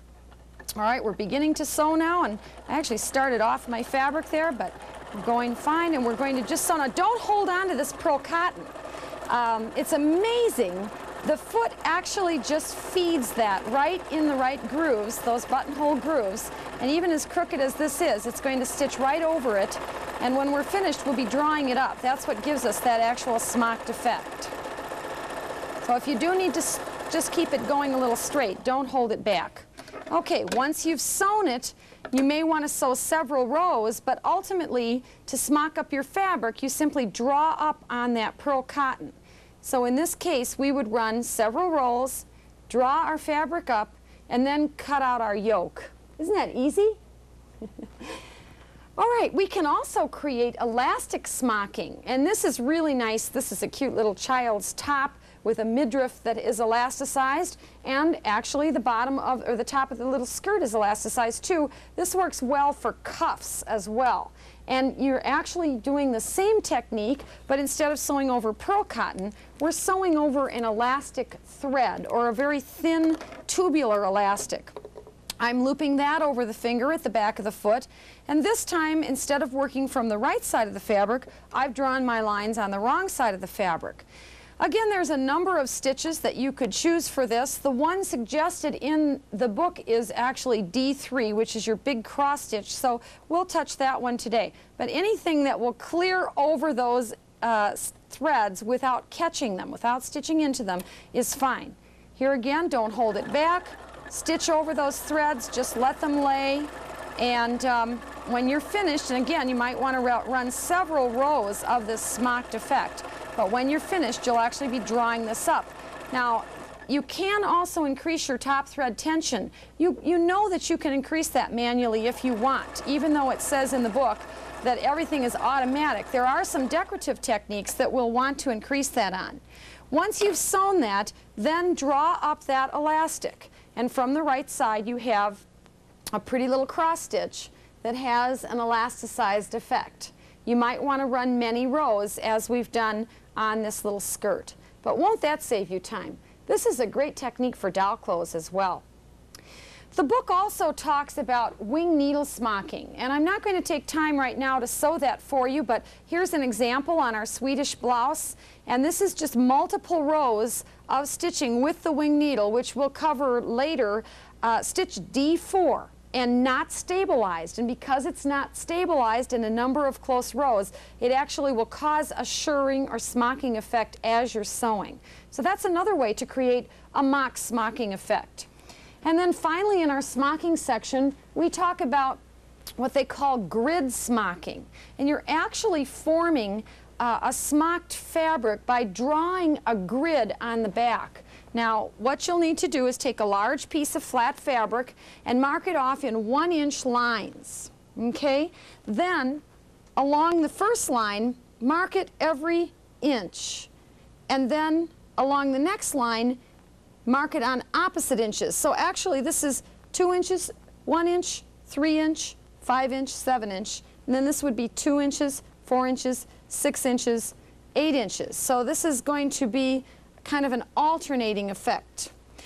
The next step is to use the button program. Now, if you haven't got button programmed into your machine, do it right now so that you have it to sew your buttons on with. Consult your video or your handbook as to how to sew the button program. We'll snap on our A foot, and we're going to bring up our button sewing program, and we're actually not sewing buttons with it. We're creating a bar tack effect. We're simply sewing at all of those cross points, and our button sewing program takes several stitches in place, then jump to the next one, take the next one, jump to the next one, and so you're going to be doing that button program at every one of those cross points.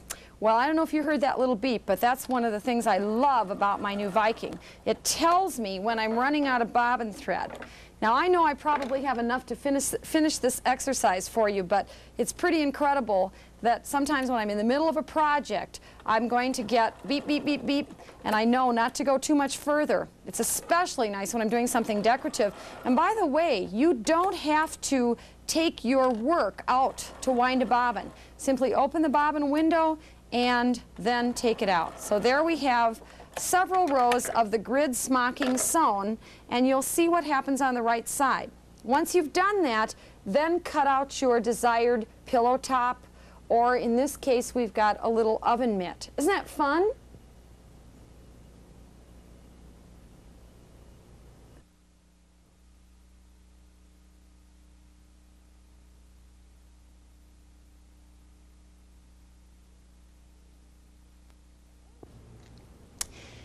Heirloom sewing has been done by hand for many, many years. In fact, since before the turn of the century.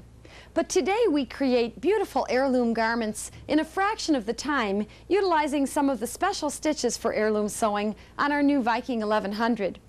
We want to share with you now some of the beautiful hem stitches and entre-deux effects, some of the tucks and the twin needle work, and also how to make your own two-color insertion.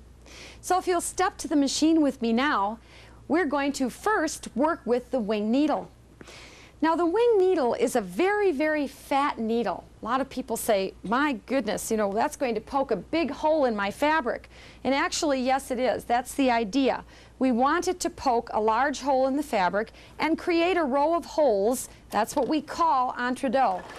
Entre-deux or entre-deux is actually French for to set in between.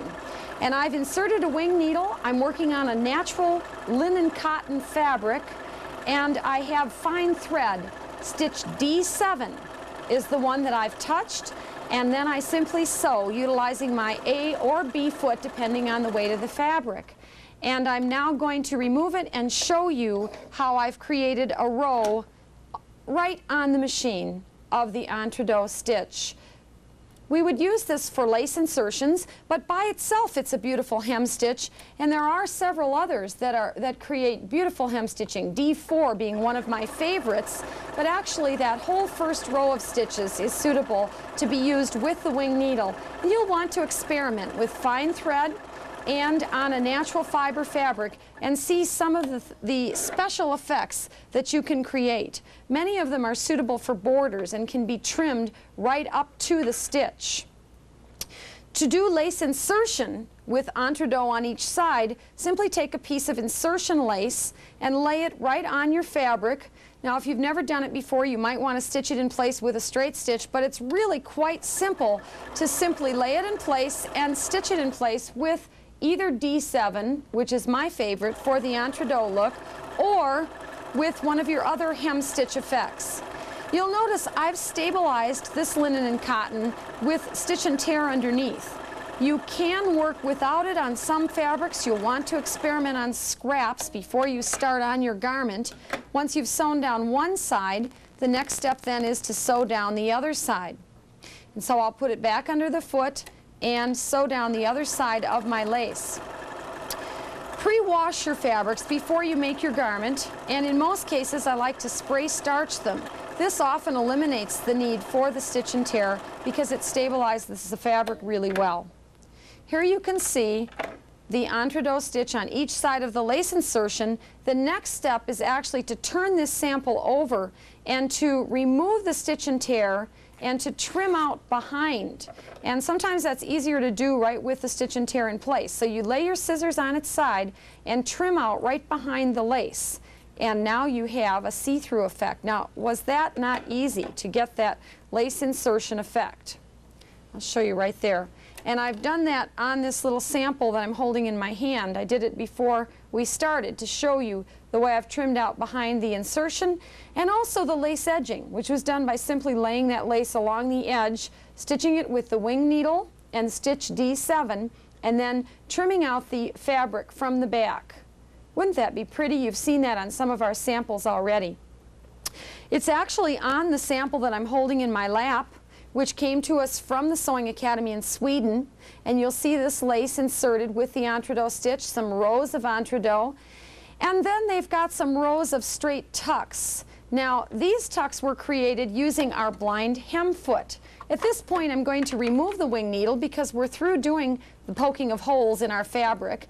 And I'm going to replace the needle with my regular sewing needle. And then we're going to snap on our D foot and fold our fabric. There are several ways of creating tucks. This is, of course, an easy one to get the folded tuck effect, as you see on that little dress. But you can also create tucks with the wing needle. The D foot for blind hem, touch a straight stitch. We can either touch seam or we can touch our regular A2 stitch. I'm going to fold my tuck like so, and then I'm going to stitch right along the edge of that. Now, technically, we want to move that needle over to the left, so let's snap in our A cassette and touch A1, move that needle over to the left position by touching A1, and stitch right down that tuck with the edge of the fabric riding right up against the edge of that D foot. It actually serves as a great guide for tucking. It's also very nice for top stitching, and you'll see the effect here. So that's one way to create very easy, fast tucks in our heirloom sewn pieces. You can also create tucks utilizing that twin needle effect. I've got several different sizes of twin needles shown here, and without stabilizer, sewing with the twin needles on lightweight fabrics, the fabric will automatically tuck up. So that's another option to use in your heirloom sewing. Now let's talk about the two-color insertions. These are so exciting. You can buy two-color insertions, but they're very expensive, and they're done by commercial machines, which sometimes lack the precision and aren't quite as pretty. I'm going to snap on my decorative B foot, and for the first insertion, I'm going to work with the lilac thread, and we're going to stitch the little balls that are in that.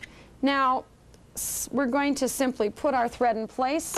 We'll utilize this spool pin and thread up the machine with a lilac or a pinkish thread for the ball part of that design.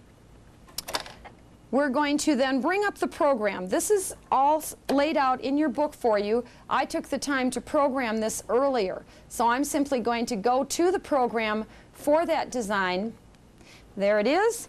And it actually has a row of stitches between the design that's the leaf stitch or the ball stitch. In this case, one more here. We'll stitch the little balls, and then we'll come back and do the little leaf design. So I sew along, I get a pretty ball stitch, and then it jumps about an inch and stitches in between. I'll show you that. That's due to the program. We've actually programmed a long stitch in between. Isn't that neat? We'd be on a garment, we'd come back and we'd remove those stitches, use the seam ripper that's included with your machine, and it does go real quickly. I'll take one out just to show you how quickly you can remove those. Now the next step is to thread up with green. Of course, you'd be doing a little bit more area here so that you'd have a bigger amount of stitching to do before you rethreaded.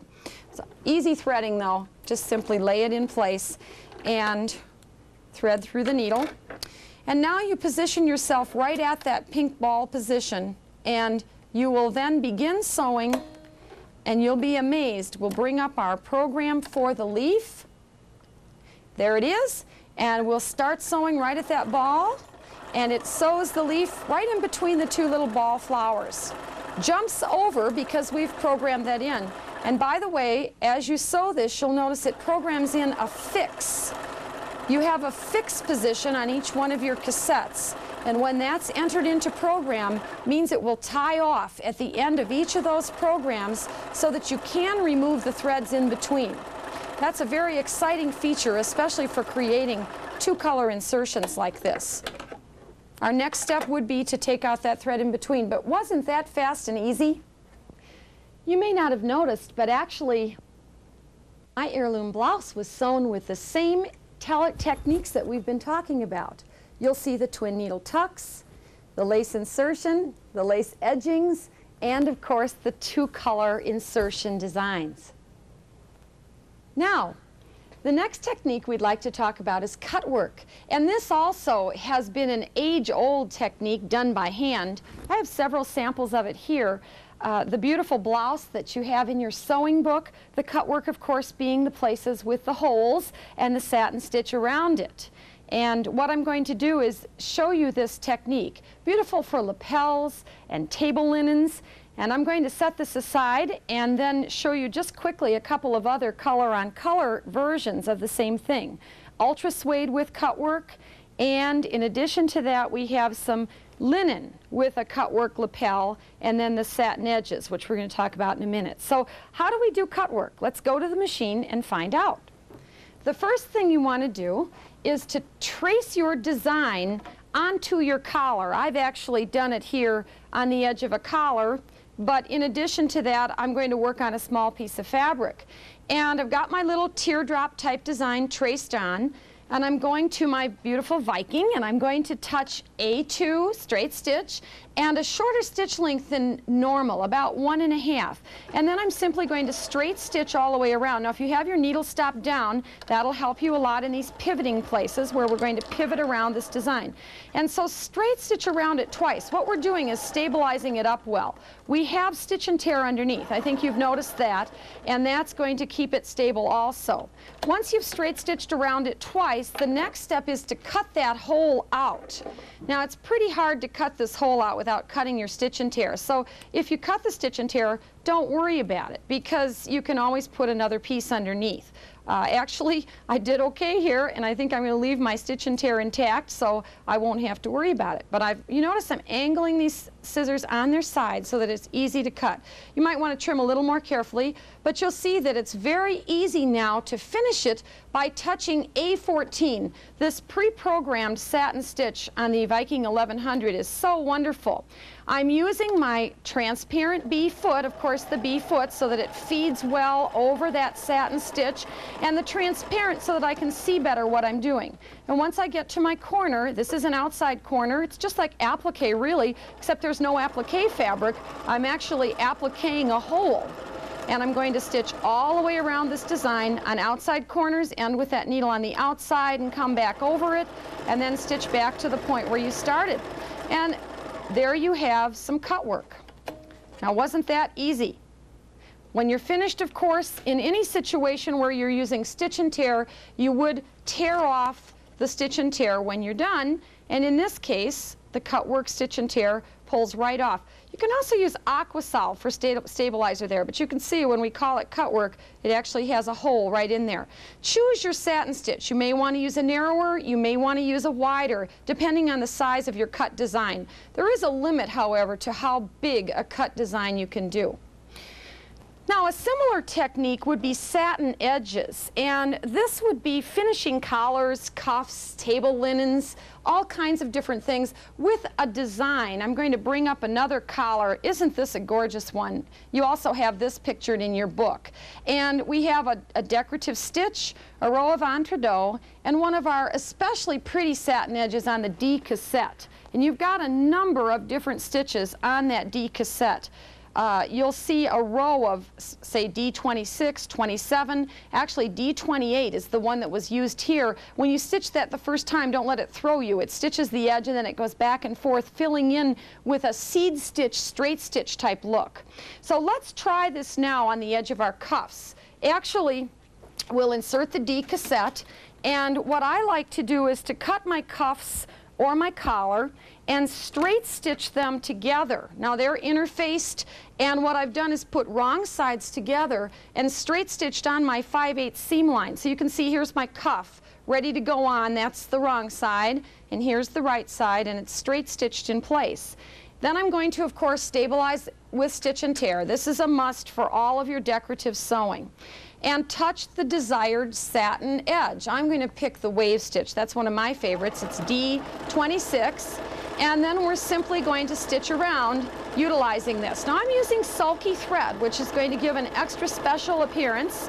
I'll also utilize the beautiful color on white. However, white on white would be very pretty. Touch stop as you approach a corner, and that will stop at the end of a pattern, and then you can go around that corner. Even if you're not right on, you want to finish with a completed pattern at a corner. Then completely stitch that edge, and I've got one here that I'm going to go to, but you can see how we stitched down around and how nice our corner worked because we touched stop and finished it that way. The next step is to trim that, and here again you need a nice sharp scissors, and you trim very close to your stitching without cutting your stitching.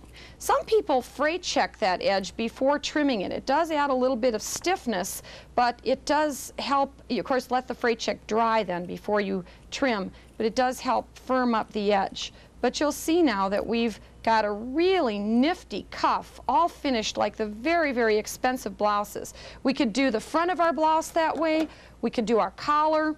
You can add this satin edge embellishment to just about anything. One more finish that I usually do on my Husky lock, but can also be created easily on the Viking 1100, is called rolled edge. And this is something we use on napkins and ruffles. You see it here done on the edge of a piece of fabric. And what we're going to do is snap on our C foot. That's our buttonhole foot, but it has a lot of other uses. It's pretty amazing. So snap on the C presser foot, okay, and then go to a piece of lightweight fabric, and you'll need your A cassette back in. So slip that one back in, and we're going to touch our satin stitch again, pre-programmed satin stitch. What a time saver to not have to keep setting that satin stitch and adjusting length and adjusting width. And then we simply sew down the edge of the fabric. Now this time we don't want stitch and tear underneath, okay? Because if you put stitch and tear underneath, it'll keep it from rolling. And put the edge of that fabric right in the right-hand groove of the buttonhole foot. If you can see it, you can actually see it poking out right in front of the C. And as you stitch, it's pretty hard to see on the tape, but when you do this at home, you'll see how that fabric just automatically rolls as you're stitching this very fine satin stitch off the edge. It's amazing. It's going to look narrower than it is because it's caught up in the roll. And this would be a very, very nice finish for any lightweight to medium weight fabric. You can create a very, very nice rolled edge this way. Now, charted needlework is another technique that resembles handwork. And I'm going to bring the needles over right now, and a few of the samples, some of them you have in your book to watch, but to look at and check back to, but others are some new ones.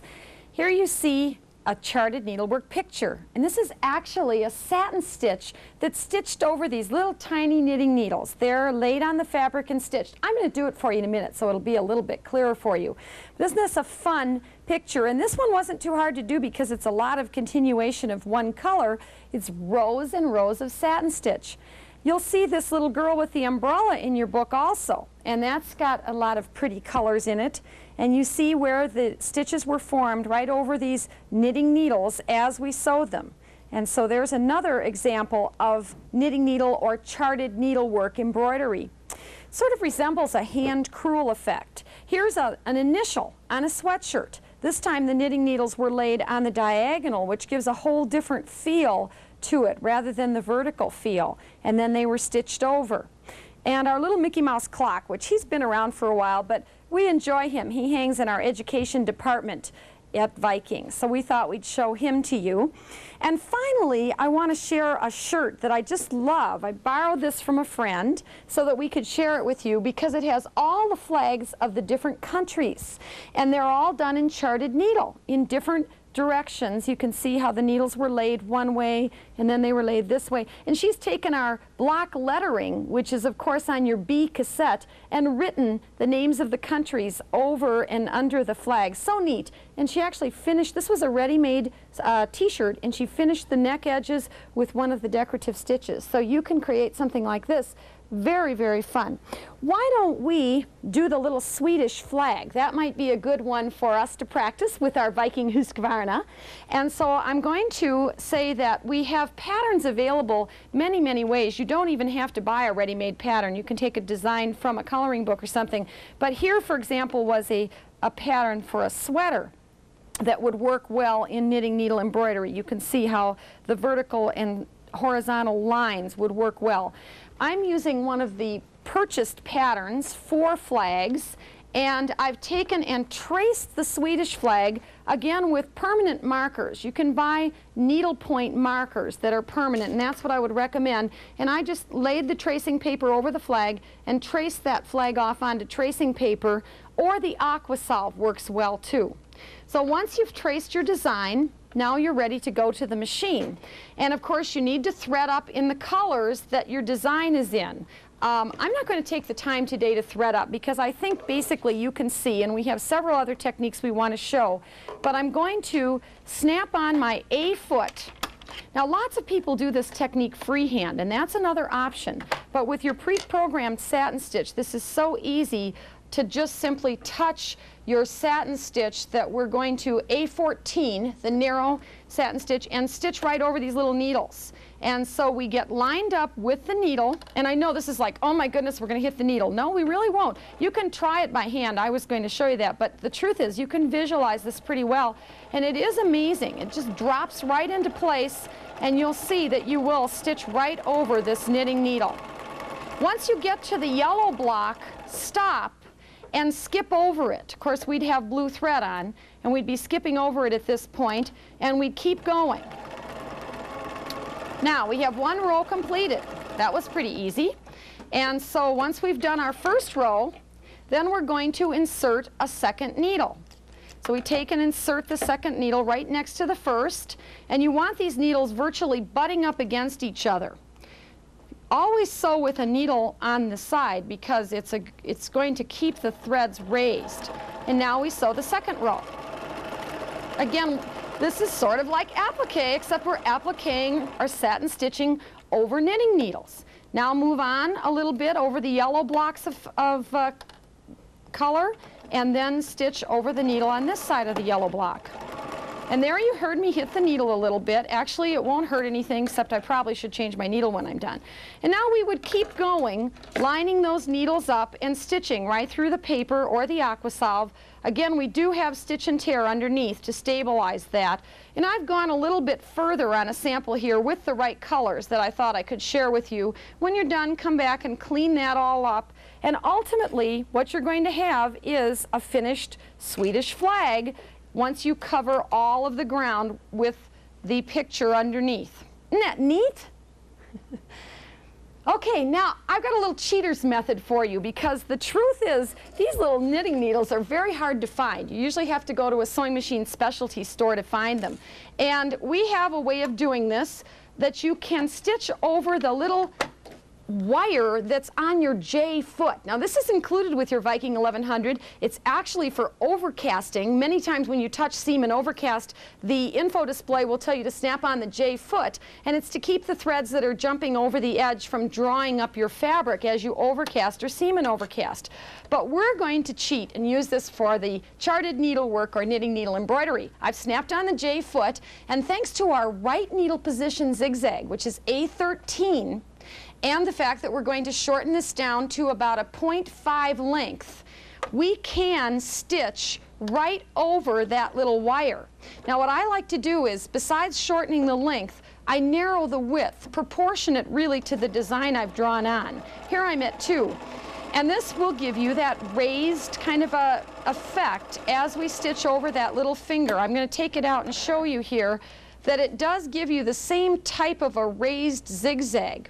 And then what you do is just run your next row right next to the first. Get yourself lined up really well before you start, and run that second row right next to the first.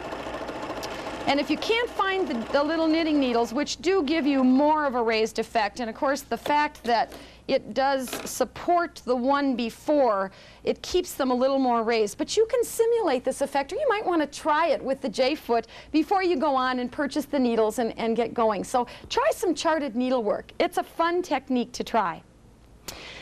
Okay, the next technique in your book is lace insertion.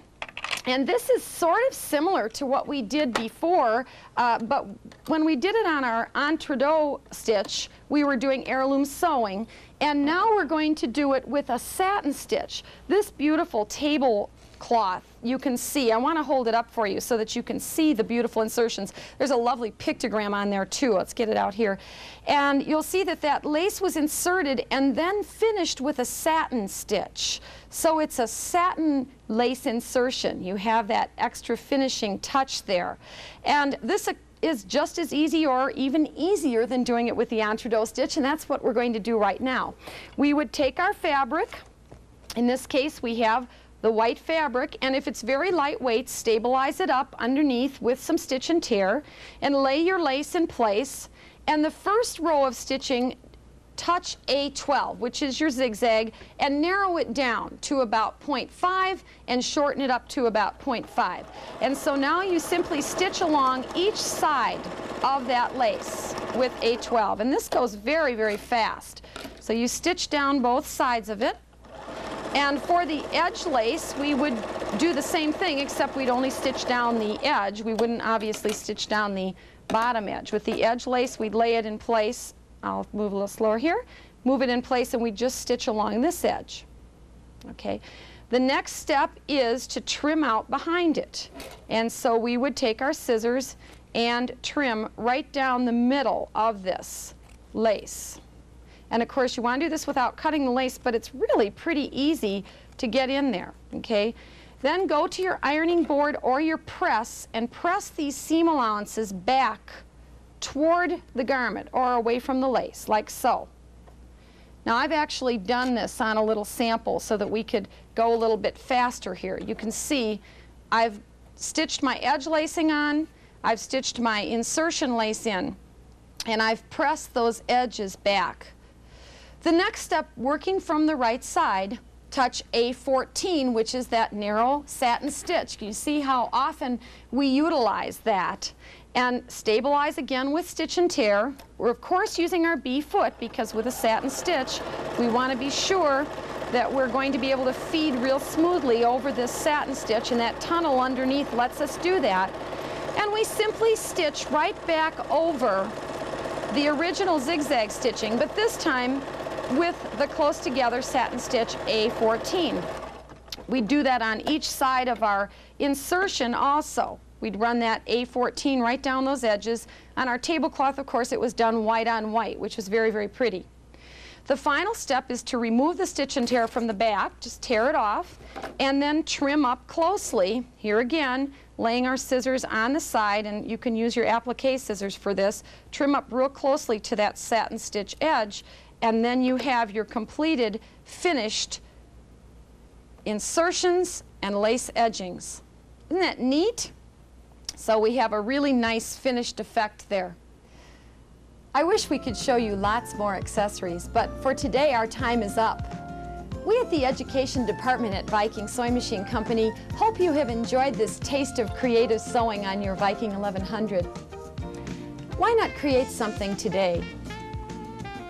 Until next time, happy sewing!